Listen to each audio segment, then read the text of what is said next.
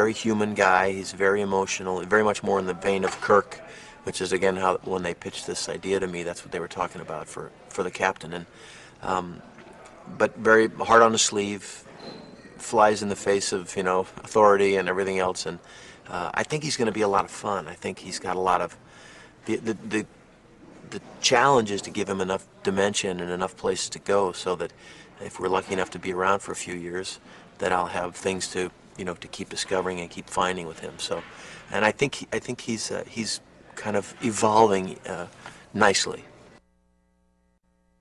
This character is a Starfleet brat. He grew up in the system.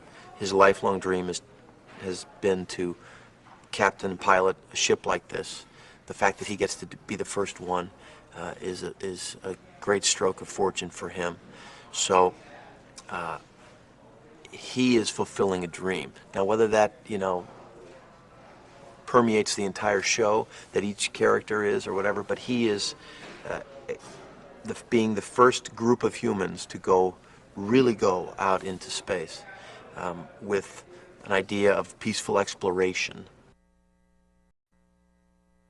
Without giving away too much in the pilot, we're given an opportunity to finally go out into space, to return someone who ended up on Earth who wasn't supposed to be there. So the notion is that we're just heading out to do this one mission. And how that evolves and how we end up staying out there, it has a much more temporary feel to it than there's not a big 5-year plan or 7-year mission that we start out with. It's again, the whole thing is a much more improvised feel, and so we don't know. We may be back. We don't come back at the end of each hour back to Earth, but we may. I don't think there's anything that's going to keep us from coming back to Earth if needed. Yeah, I think that's the great excitement about this new series, is that because we're the first people going out at this warp level, so we can really travel and really go places quickly. It's the Wild West. We're the pioneers. It's the right stuff. It's all those things that I think make it really exciting. So instead of, oh, another week, another planet, another species, we're dealing with a ship that doesn't work 100% all the time. We're discovering what it's like to be bored in space. We're discovering what it's like to be afraid, to have things not be what we had anticipated them to be.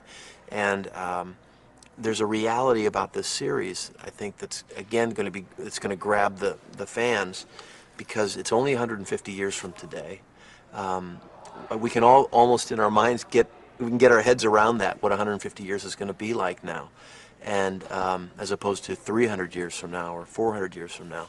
So the idea of tying that to more today, with the more, the suits and everything, they're just a little bit more of today, makes it seem like a possibility. And with that possibility, then you do the next logical avenue, which is, well, what would that really be like? What if I really was the first captain and we were out there for the first time and didn't know what was going to be around the next corner? Just like you tune in to watch any series, you're tuning in week after week to see the relationships and how they evolve. We have that happening already on this show. And hopefully it's just on a spaceship. It's not in an ER room, or it's not in a law office. It's on a spaceship. But the things that are happening around us in the world are obviously big and dramatic and exciting. But at the core of it, it's how do these human beings exist together on a day-to-day basis, and what makes each of them tick, and hopefully they've created some interesting characters, I believe they have, that people want to come see.